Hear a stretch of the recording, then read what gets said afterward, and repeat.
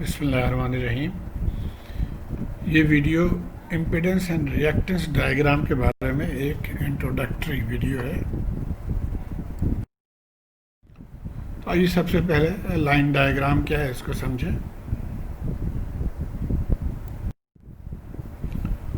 आपने ईएनए में पढ़ा होगा कि अगर ये इस तरह के सर्किट हो, इसको हम कहते हैं 3 phase Y to Y balanced circuit.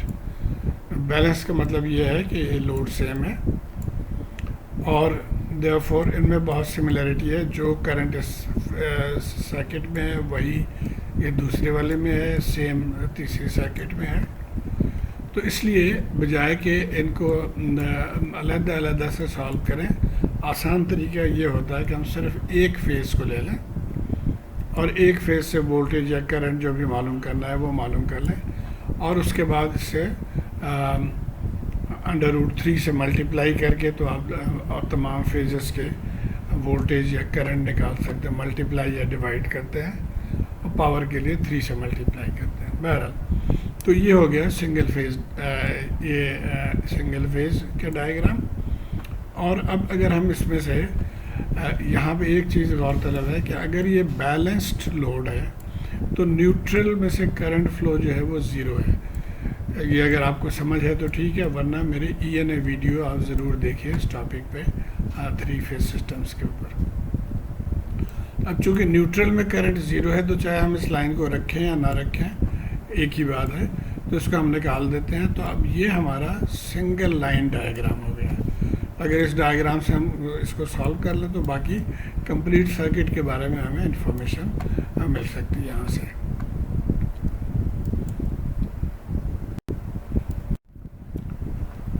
The purpose of one line diagram is to supply in concise form the significant information about the circuit। यानी सिंगल लाइन डायग्राम से हम क्या करते हैं कि सिंप्लीफाइड फॉर्म में जो भी इंफॉर्मेशन है वो सिग्निफिकेंट इंफॉर्मेशन यानी ज़रूरी इंफॉर्मेशन जो है वो हम हासिल कर सकते हैं। The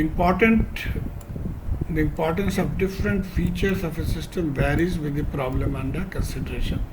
यानी जो सिस्टम है उसमें मुख्तलिफ फीचर्स हैं, उनकी इम्पोर्टेंस कम या ज़्यादा वो डिपेंड करते हैं इसके ऊपर कि आप क्या चीज़ उसमें से निकालना चाहते हैं, क्या आप सॉल्व करना चाहते हैं। So the amount of information included on the diagram depends on the purpose for which the diagram is intended. यानी किस मकसद के लिए आप डायग्राम बना रहे हैं उसको जहन में रखते हुए आप डायग्राम के अंदर वो इन्फॉर्मेशन देते हैं और बाकी इन्फॉर्मेशन को आप नहीं देते। अब जैसे एक मिसाल है कि अगर आप सर्किट ब्रेकर्स हैं या रिलेज हैं तो अगर आप लोड स्टडी कर रहे हैं तो इनकी ज़रूरत नहीं पड़ती। आप सर्किट ब्रेकर्स या रिलेज को आप अपने डायग्राम में शो ना करें।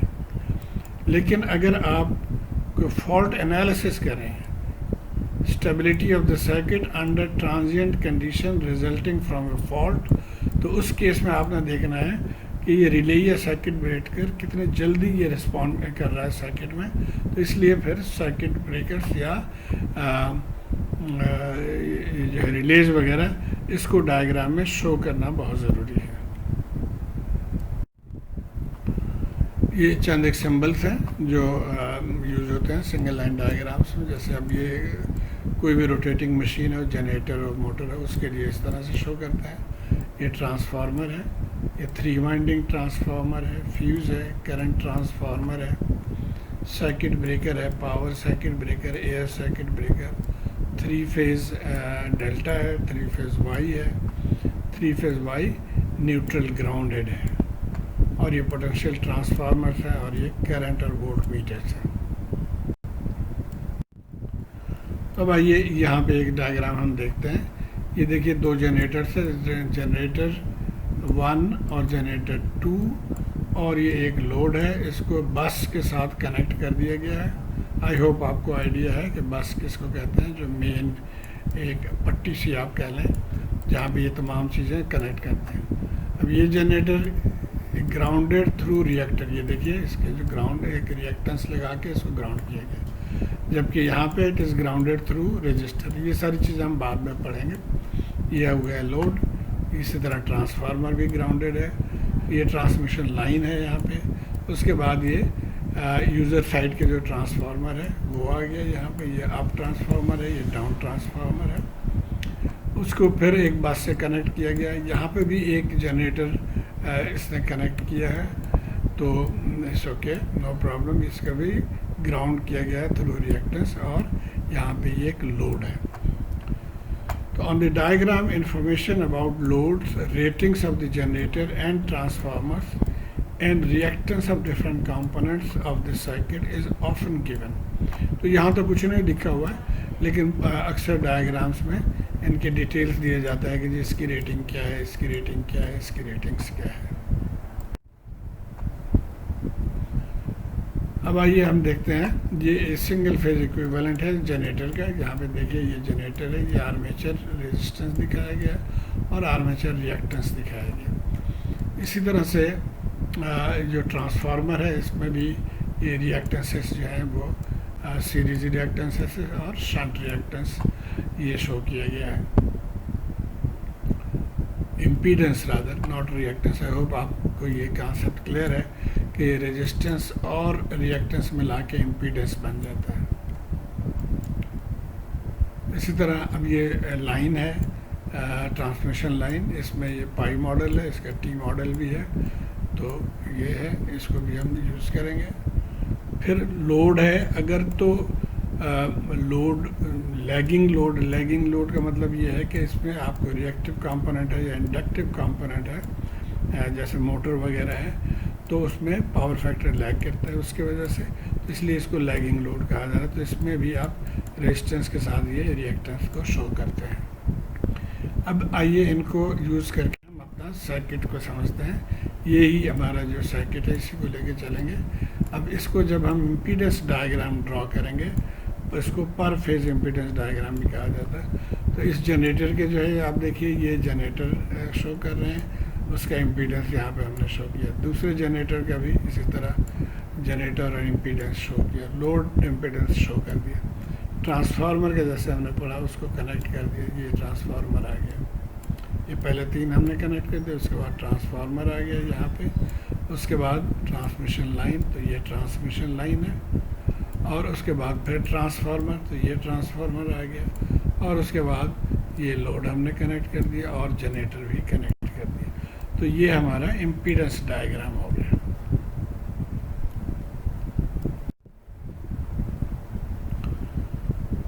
Okay, the impedance diagram does not include the current limiting impedances shown in one line diagram। आपने देखा अभी यहाँ पे ये जो current limiting impedances हैं उनको हमने यहाँ पे शो नहीं किया है, इस वजह से कि neutral of the generator and ground के दरमियान कोई करंट फ्लो नहीं। हमने पढ़ा था कि अगर बैलेंस सिस्टम हो तो न्यूट्रल में करंट फ्लो 0 है, तो इसलिए हमें यहाँ पे लिमिटिंग रेजिस्टेंस या इंडक्टेंस शो करने की ज़रूरत नहीं है। तो ये एक पॉइंट हो गया। और भी पॉइंट देखते हैं हम। Since the shunt current of a transformer is usually insignificant. अभी ट्रांसफार्मर है, ये शंट का है, शंट इम्पीडेंस है, तो चूँकि करंट बहुत कम है शंट में, therefore shunt admittance is usually omitted, तो इसको ओमिट कर दिया जाता है। अब आइए हम देखते हैं, ये हमारा एक्चुअल, इसको हम रिएक्टेंस डायग्राम कहेंगे। इसमें से रेजिस्टेंस से सारे गायब हैं, लेकिन इस पर ये कैसे ड्रॉ कर रहे हैं ये हम पहले देखते हैं। ट्रांसफार्मर का हमने देख लिया, हमने कह दिया कि यहाँ से करंट चूँकि बहुत ही मिनिमल है तो इसको हम नेगलेक्ट कर देते हैं। रेजिस्टेंसेस को भी हम आगे अभी देखेंगे कि रेजिस्टेंसेस, तमाम रेजिस्टेंसेस को नेगलेक्ट कर दें, और इन दोनों को सीरीज़ में करके हमने यहाँ पे एक वाइंडिंग से शो किया। अब यहाँ पे देखिए रेजिस्टेंसेस की बात कर रहे हैं। Resistance is often omitted since the inductive reactance of the system is much larger than the resistance. तो इसलिए नेगलेक्ट कर दिया जाता है कि इंडक्टिव रिएक्टेंस की वैल्यू बहुत ज़्यादा है उसके रेजिस्टेंस के कंपैरिजन में, तो इसलिए रेजिस्टेंस को भी हम शो नहीं करते। Loads which do not involve rotating machinery have little effect on the total line current during the fault and are usually omitted। तो अगर तो लोड के साथ रोटेटिंग कोई मोटर है तो फिर तो इसको शो करेंगे। यहाँ पे चूँकि कोई मोटर वगैरह नहीं है तो इसलिए इन लोड्स को भी हमने शो नहीं किया, इसमें से निकाल दिया। अच्छा, उसके बाद कह रहा है if we decide to simplify our calculation of fault current by omitting all static loads, जैसे कि हमने यहाँ पे स्टैटिक लोड्स हैं इनको ओमिट कर दिया, ऑल रेजिस्टेंस इनको ओमिट करना होगा, the shunt admittance of the transformer उसको भी ओमिट करना होगा, and the capacitance of the transmission line, ये देखिए ट्रांसमिशन लाइन कैपेसिटेंस है, इसको भी ओमिट करना होगा।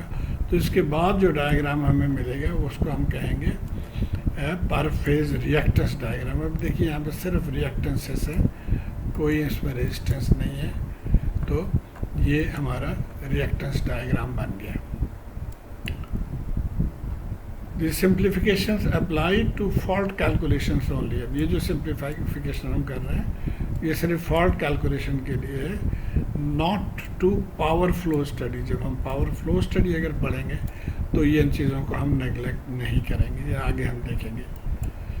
इसी तरह अगर आपके पास कंप्यूटर अवेलेबल है तो computer is available, such simplification is not necessary. तो आप डायरेक्ट आप तमाम चीज़ों को शामिल करके भी क्विकली कैलकुलेशन कर सकते हैं। तो ये मेजर तो बेसिकली कैलकुलेशन सिंप्लीफिकेशन के लिए हमने रिएक्टेंस डायग्राम ड्रॉ कर रहे हैं। फिर जैसे हमने पीयू पहले पढ़ा था पर यूनिट वैल्यू, इसी तरह परसेंटेज वैल्यू भी इस्तेमाल किए जाते हैं। The reactance of generators, transformers and reactors are generally expressed in percentage value to permit quick short circuit calculation. ध्यान में रहे। अब आइए एक छोटा सा एग्जांपल से मैं आपको इसको समझाने की कोशिश करूं। ये मैंने मिस्टर सुरती की बुक से ये एग्जांपल दिया है। तो ये देखिए यहाँ पे कह रहा है 2 जनरेटर्स, ये 2 जनरेटर्स हमने यहाँ पे शो कर दिए, rated eight 10 MVA 11 kV।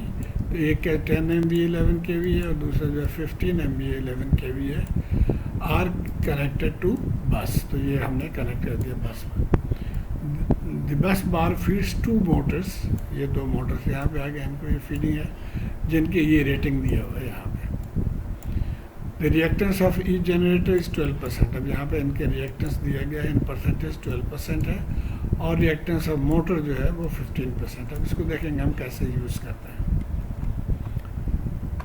Assume 50 MVA and 10 kV base and draw the reactance diagram। तो इस बेस को फर्ज करके हमने रिएक्टेंस डायग्राम ड्रॉ करना है।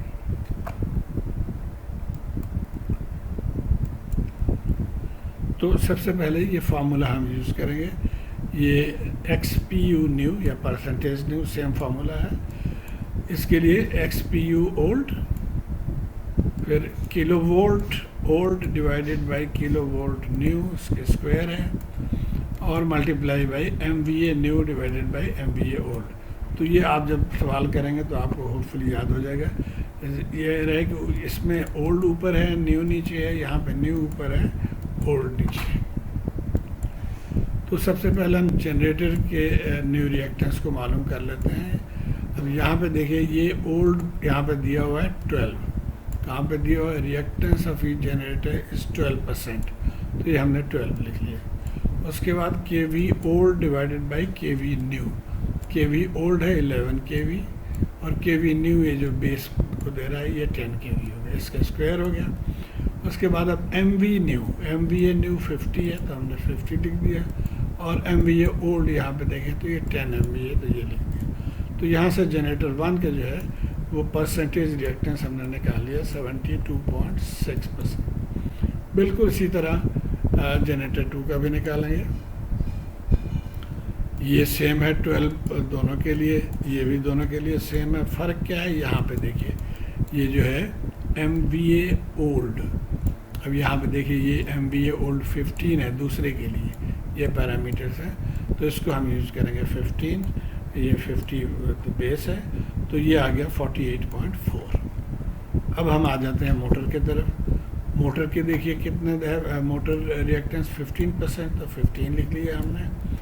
KV न्यू और KV ओल्ड और KV न्यू यहाँ पे देखिए कितना दिया हुआ है मोटर के दी ये 9 kV है दोनों के लिए, तो 9 kV है। न्यू कितना है 10 kV है, 10 से डिवाइड कर लिया।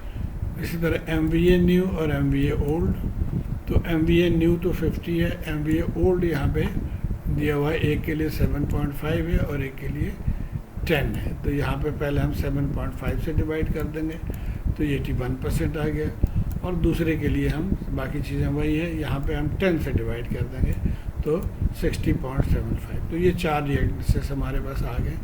अब हम रिएक्टेंस डायग्राम बड़े आसानी से ड्रॉ कर सकते हैं। ये देखिए जनरेटर 1 जिसकी रिएक्टेंस जो है वो 72.6%, दूसरे के लिए 48%, मोटर्स के लिए 81%, दूसरे मोटर के लिए 60.75%। तो उम्मीद है आप को बेसिक आइडिया हो गया होगा कि रिएक्टेंस डायग्राम क्या है और किस तरह से उसको ड्रॉ करते हैं। शुक्रिया।